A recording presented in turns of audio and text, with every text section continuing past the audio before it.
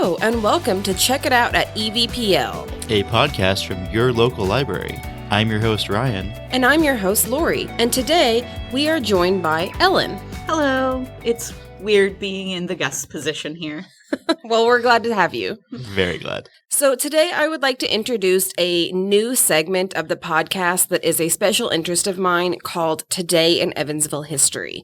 I'm trying to choose a representative selection of articles that are both lighthearted, but also let you know what was actually going on in Evansville throughout different periods of time. Today I'm going to go back to 1922, which is 100 years exactly ago.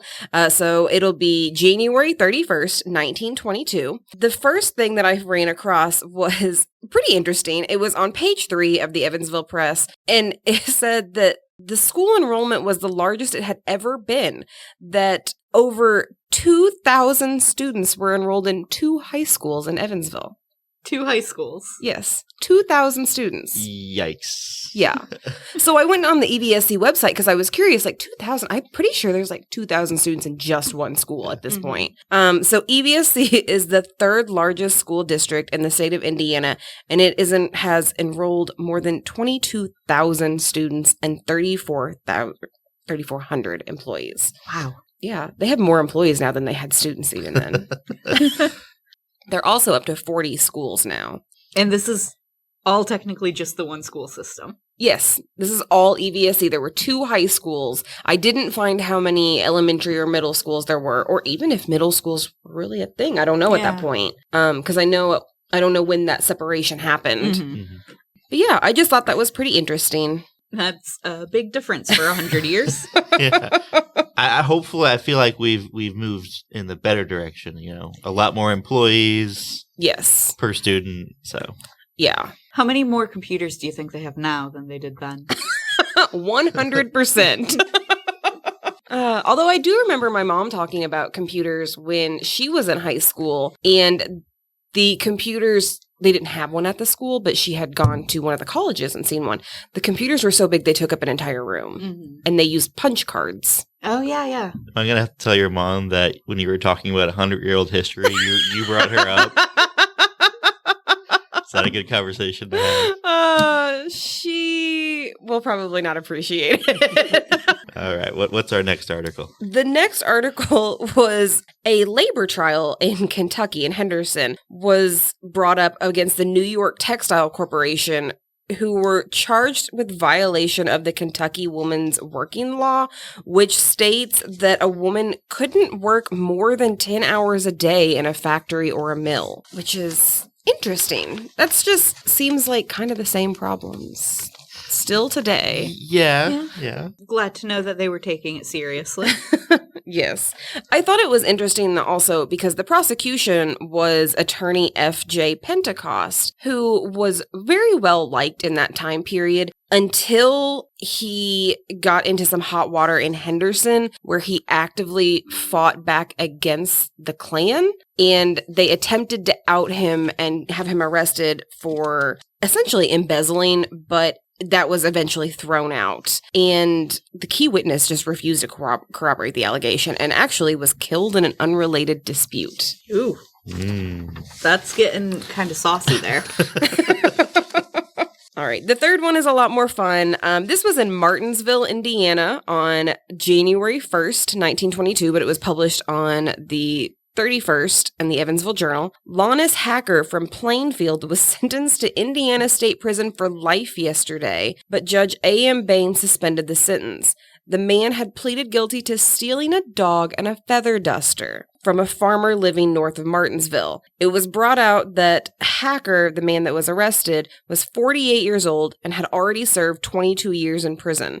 The prosecuting attorney said that Hacker never really stole much anything of value. Whoa. Okay, not much of value. Yeah, if someone stole my dog, I would argue that point. Yes, but is it life imprisonment worthy? If it's my dog. Maybe. Yeah, my cat is my baby. I get that. I mean, in the heat of the moment, yeah, I would be like, that guy needs to be thrown away forever. But in the grand scheme of things, sure. Life sentence is a little harsh, yes. I guess. I also want to say you skipped over the best part in this. The guy that he stole it from was named Chris Goodnight. That is a good last name. That's a pretty good name. That's almost something that I would expect to see in like a John Wick movie. Yeah.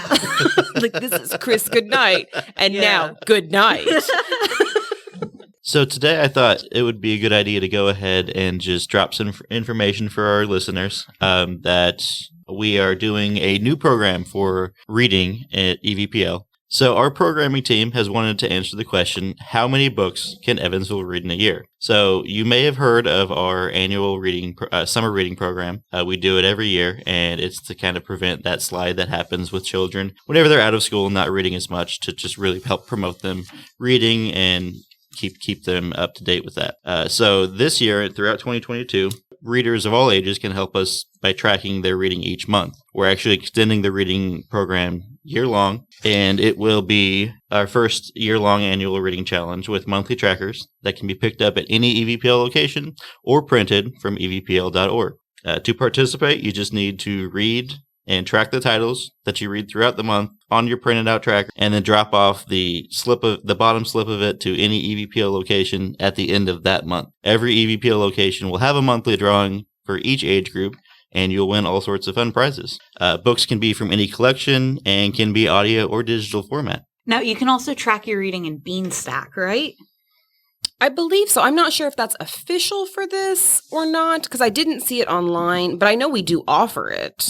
For the summer reading program, that's the way we were doing it, but I think for the first annual one, I think they mainly want to do the printed out trackers. So it'll be a little bit different from what you're used to. Which I did find interesting while reading into this, that we have been doing the summer reading program for about 100 years. That's a long time. That's a very long time. That's longer than my history segment. But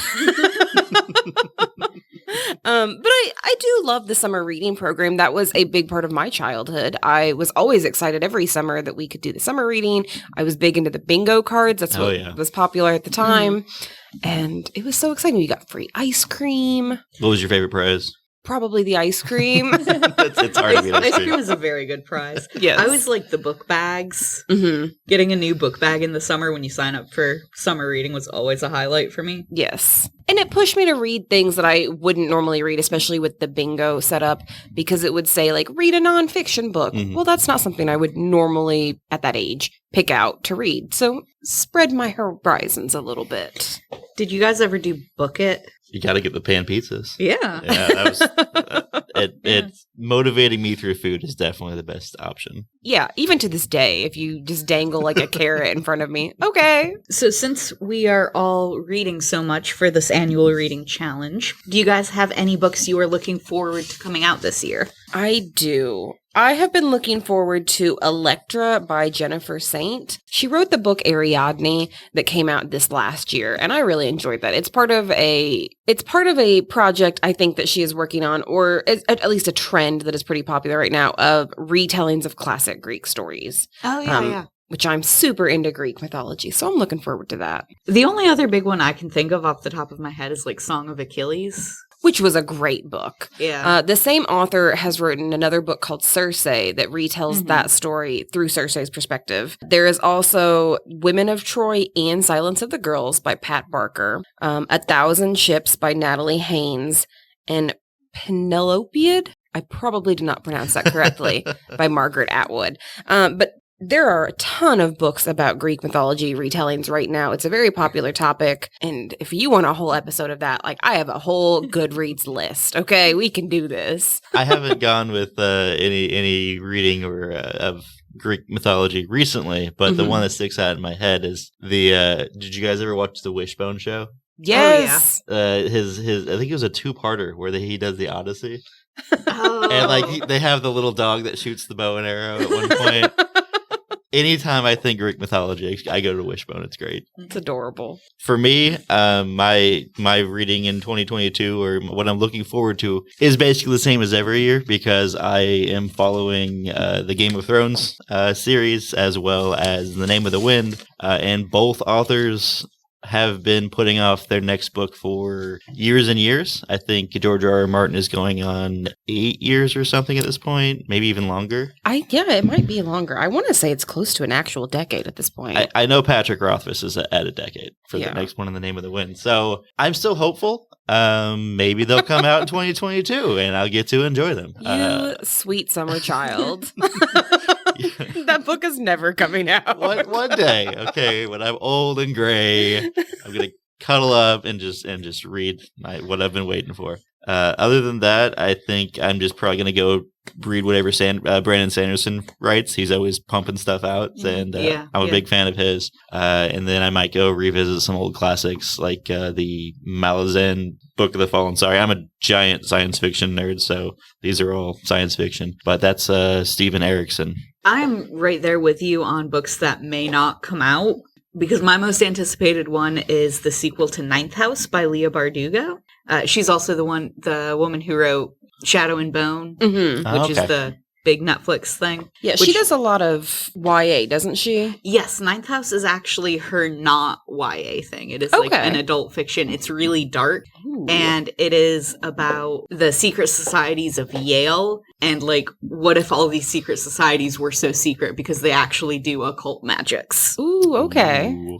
But the first book came out in 2019. The second book might be out this year, might not. Who knows? Yeah, fingers crossed. But in the creepy realm, there's another book coming out, which we don't know a whole lot about. But it's called How to Sell a Haunted House by Grady Hendrix. And I am very much looking forward to that. So Grady Hendrix also wrote the Southern Book Club's Guide to Slaying Vampires and My Best Friend's Exorcism, which are two fantastic books. Didn't he also write The Final Girl Support Club? Yes. And I think it's called like 50 Paperbacks from Hell. Yeah. Where he goes through the art from old horror books from the 80s and 70s. I love all of those titles too. They're great. They're so funny too. Like, I did not expect to enjoy the Southern Book Club's Guide to Slaying Vampires as much as I did. When I started reading it, I thought, oh, okay, like it's going to be Buffy basically. No, it's a bunch of suburbanite moms in the 80s that are just trying to make life work while slaying vampires. Okay, that may be the push I finally need to read one of his books. I definitely recommend them. They're very fun. So they are creepy, but they have a lot of fun elements too. Now, we've talked about the books that we might be reading for 2022. Is there any other kind of media that you're looking forward to? There's one movie that I have been looking forward to so much. There's actually two. One of them is called The Northman, and that is by Robert Eggers, who is the same director that did The Witch and The Lighthouse. So he is very into that creepy, historic settings, and it's going to have Alexander Skarsgård and Anya Taylor-Joy, who was the lead character in The Witch.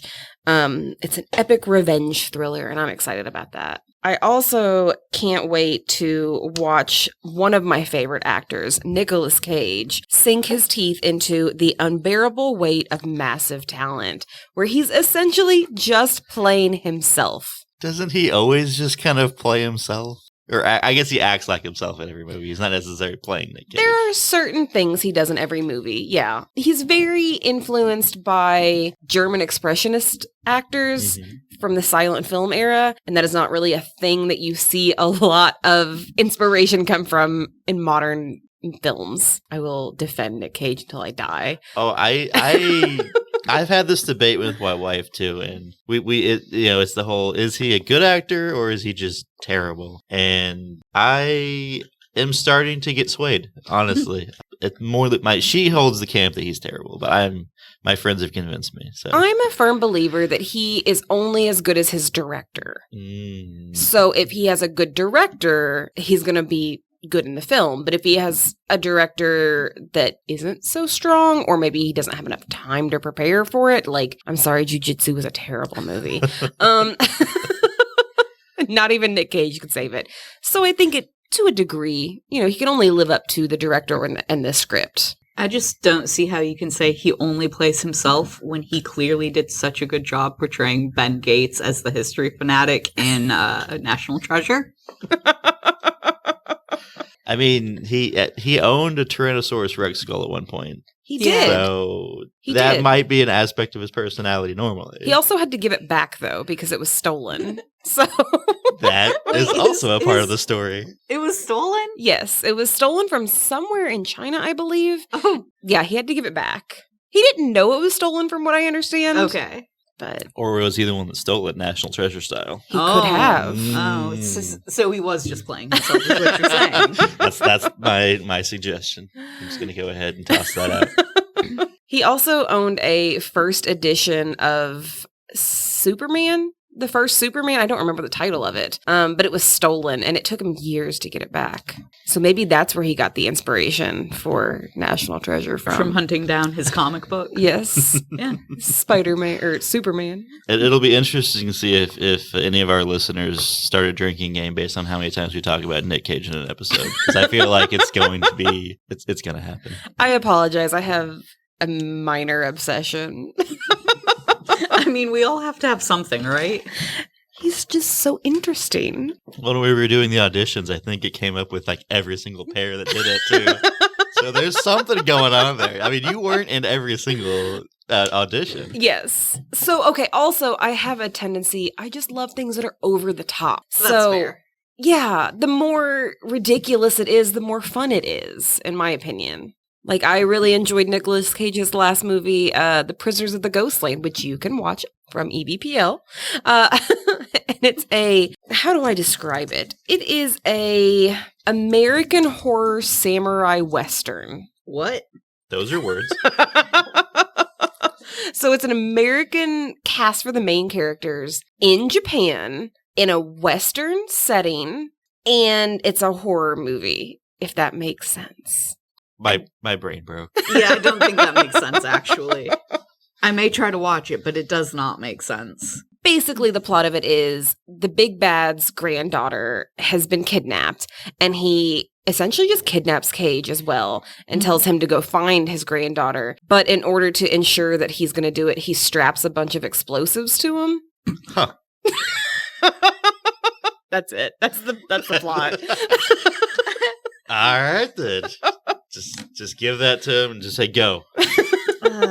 That makes me think of that terrible movie that came out on Netflix, Red Notice. Oh, I haven't watched that one. Oh, it's really good. I think it's only on Netflix, though. I don't think you can get it anywhere else. Mm-hmm. But it's Dwayne "The Rock" Johnson, Gal Gadot, and Ryan Reynolds are the main three. Yes, I've seen the preview now that you brought that up. Yeah, and it is like every cheesy heist cliche that you can possibly imagine and then some. I'd probably love it.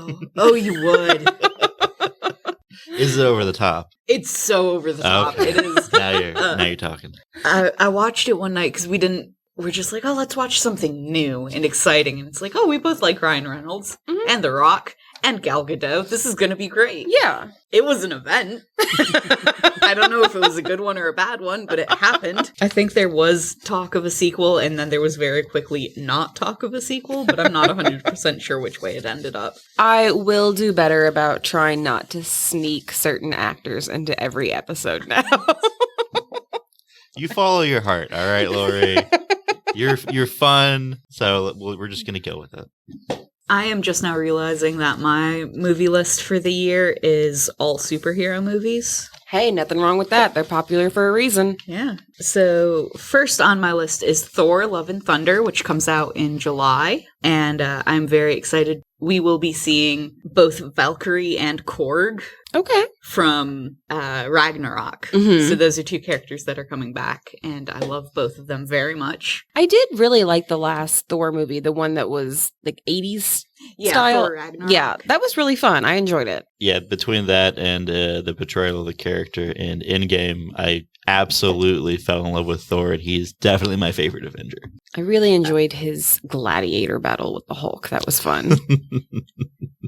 𝗕cie Waikiki is the one who plays Korg. Korg was the giant, like, rock monster. Oh, okay. Okay, yeah. Everyone loves that character. No one remembers the name. He's also the director. Yeah.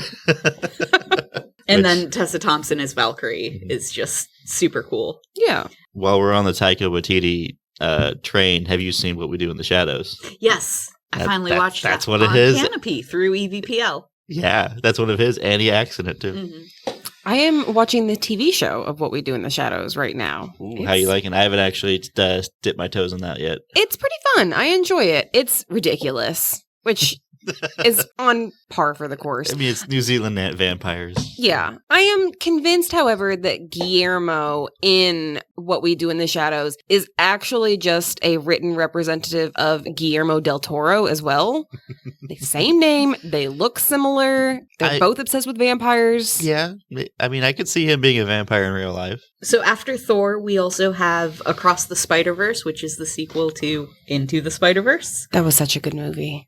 Yeah. Like, I don't know what else to say. It's just the perfect Spider-Man movie. I loved the attention to the art that they did at that movie. Like, you can see the influence of the old-fashioned comics with, like, the color blocks and the ink dots and stuff like that. It was just really impressive. Yeah. I'm just here, like, all starry-eyed over the Spider-Verse. The biggest smile right now. It's so good. I also love Gwen Stacy, and so, like, seeing animated Gwen Stacy just be so cool. Mm-hmm. Yeah, that was great. Yes. That was a big part of the movie for me. I love the voice acting in Into the Spider-Verse. Oh, yes. Yeah. Yes. And how can you forget Spider-Pig? I mean... It is not Spider-Pig. Oh. It is SpiderHam. Excuse me. Because that's the joke. Who did the voice of Noir? Nick Cage. Yep, there you go. Yeah. I was trying to not mention it. I thought he was in there somewhere, and I'm pretty sure that's where it was. In fact, I had read that a bunch of the outtakes of his, they were going to publish them because they were funny lines that he had said that didn't make it into the film. But then on retrospect, they couldn't include them because they weren't child appropriate. Oh, no. Yeah. That movie is PG, right? I think so. Yeah. Me and my wife had just finished watching New Girl, which is a sitcom with Zooey Deschanel. But the love interest in it, I am blanking on the actor's name, but he's the voice of the older Spider-Man, the mentor one. Mm-hmm. And we didn't know that. And I was just like listening to him, like, why do I know this voice the entire movie? And then I'm like, all right, I just got to Google it. I'm like, it's Nick from New Girl. There's another movie coming out in 2022 that I'm looking forward to. It's kind of not going to be a blockbuster, I don't think. It's coming out in Sundance, so it's one of those indie type films, but it's called You Won't Be Alone, and it is a co-produced horror film. I'm not exactly sure how that's going to work out because they also have multiple actresses playing the same character. So it's about a young witch who's left to go feral in the woods, and she accidentally kills a peasant in the village and then takes on that peasant's shape to see what life is like in her skin. So I think she's just going to bounce from person to person, trying to figure out what it really means to be human. Okay. I mean, the skin changer kind of horror movie, they don't really have many of those. And I like the concept, actually. Mm-hmm. I think there is an old Stephen King short story. I still haven't been able to find it. It's in one of his compilations that I read in high school, but it's about werewolves that are getting hunted by something that wants to take their skin, essentially, and take over their bodies. And it's fascinating, and I've always liked that horror monster, essentially. Yeah. Yeah, it's a very interesting topic. I know that Wendigos are typically known for walking or appearing as human, even though they aren't. Well, they start as human. Again, bringing up Del Toro again, he had recently put out his movie Antlers, which I just watched a couple days ago. It was pretty decent. The visual element was much stronger than the story, but it was still a good movie. I'm like really excited for our October episodes now because they're going to be so much fun. Because I think every single one of us is a huge Halloween fan. I think so, yeah. I typically actually take the week of Halloween as vacation, so we'll have to record ahead of time. Can we just start recording them now? Maybe, Ellen, come on. Just have a horror podcast. I mean, you guys can go for that. I'm not a horror person, so you're just talking like beyond me right now. You can do the sci-fi element. Okay, yeah. Well, Anne Ryan's into sci-fi, so you could talk about sci-fi. There's a fantasy There's a fantasy element to Halloween as well. I would also see an fantasy elephant. Fantasy elephant, yes. The Oliphants. Before we get too far away from movies, though, I do want to say my last most anticipated movie of the year is definitely Black Panther: Wakanda Forever. Did you guys know that one's coming out this year? I had heard, yes. Okay. Yes. I'm trying to really avoid spoilers for that because I went into Black Panther pretty blind, and so I'm really looking forward to doing that again. But the things I have seen, a lot of the casting crew say that it's kind of an homage to Chadwick Boseman. Okay. That's awesome. And that they're not going to be doing like virtual doubles or anything. It's just going to be the story as best they can. Good. I don't like that idea of putting a person that's not around anymore in a film that they didn't necessarily agree to be in. Yeah. But the world they created in the first one was just like so rich and so like well done and bright that I'm stoked for the second one. Awesome. So are you excited about the Morbius movie that's coming out? I'm going to take that as a no. Is it Morbius or is it Jared Leto? I don't know. I'm weirdly selective about superhero movies, I feel like. Okay. I like a lot of the main ones, and then I like a lot of the comics that are probably never going to be made into movies, like Moon Girl. Yeah, I understand that. So... yeah, I am a big fan of Swamp Thing, and while he has appeared in multiple movies and even a TV show, it's never good. So... I've been trying to hunt down we have the Swamp Thing in our collection of graphic novels, but that's like the reboot or something. There's an older one. The Alan Moore run? Yeah. Yes, it is like the iconic that's Swamp Thing. That's what I've been looking for. We used to have it in the stacks. I guess they must have withdrawn it at some point. Maybe. That's sad. Do we have it through like Hoopla or anything? I am not sure. I'll have to do some research. But Alan Moore, that run is the one that influenced the first Swamp Thing movies, which are not great, but better than most of the other ones. You could probably get the omnibus through Interlibrary Loan. That's definitely an option. Yeah. Oh, The Saga of Swamp Thing. Alan Moore, DC Comics. Yep, so you can find that one on Hoopla. All right, I'll have to go grab it. Let me know what you think of it. I've heard, I've got a couple people that are pretty passionate about it, and I'm excited. It's a bit weird. I enjoy it. Yes. Weird, but there's very strong emotional elements that I hear. Yes. So, yeah, I'm really looking forward to it. So before we can get to all those great movies and books that are coming out this year, we do have a little bit of business that everyone needs to get to. Unfortunately, we do have to be adults. Ugh. But thankfully, the library is here to help us with that. Tax Aid is once again back at the library, run by AARP volunteers. Anyone in Vanderburgh County can register to have your taxes done for free here at the library. Now, they do require appointments. There are no walk-ins, there are no waiting lists, and it is first come, first serve. You can register for your appointment online through our events calendar, or you can give us a call or stop by in person and make an appointment with someone at any of our information desks. Appointments start on February 4th and run through April 13th. Appointments will be held at Oakland, Central, Red Bank, and North Park. Each location has different days and times available, so be sure to check for the one that works best for you. And we will help you get your taxes done. If you do schedule an appointment for Tax Aid here at the library, please make sure that you are on time, that you have all your relevant tax information for the year, your picture ID, and that you are wearing a mask for your entire appointment. And while you're on our EVPL.org program and events page, registering for Tax Aid, you may notice that we've got a couple of things going on throughout our branches. For the month of February, or actually the first 2 weeks, we've got a scavenger hunt happening at North Park. That's actually the first week of February. And then also at Oakland, they're going to have a Chinese New Year activities, which is February 1st, if anyone wanted to know. But they will be doing activities the entire first week of February as well.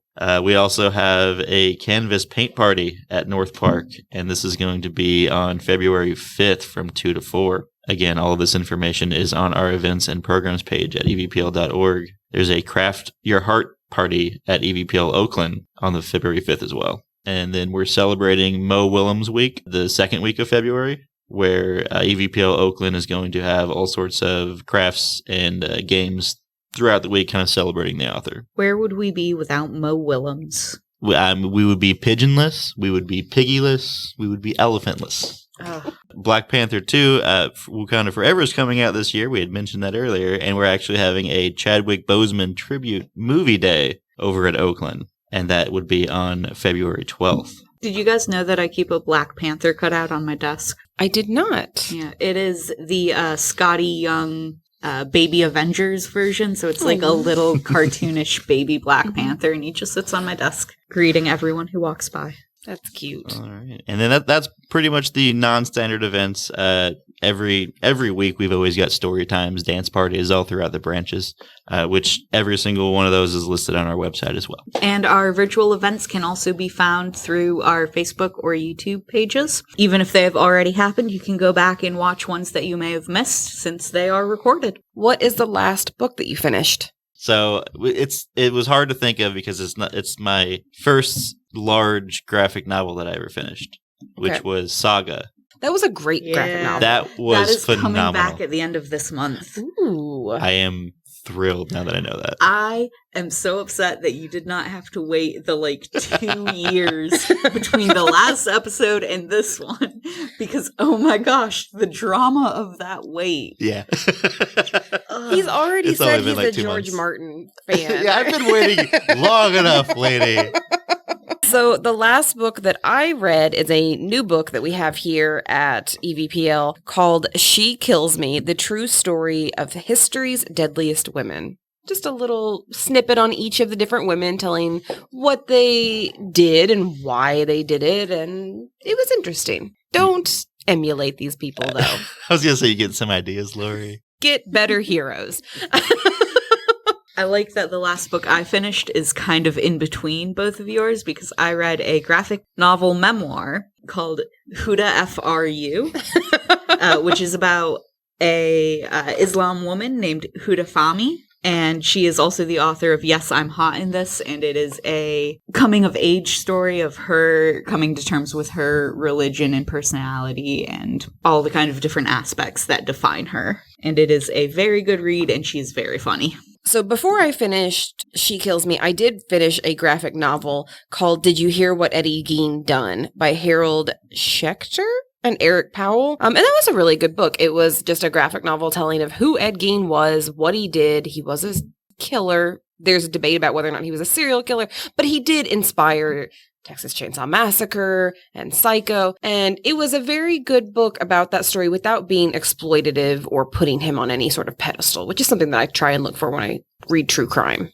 Thank you for joining us today. We are going to sign off, but it has been great visiting with you. So if you have any ideas or any topics that you would like us to talk about here on the podcast, please email us at podcast@evpl.org. We also love fan mail. Oh, yes. Boost our egos. Oh, you're waiting on me to say something. You're the last one. Well, yeah, I thought you were all saying bye or something, and now... You're allowed to say bye, too. Okay. Thanks for listening. Join us next time. Have a great day.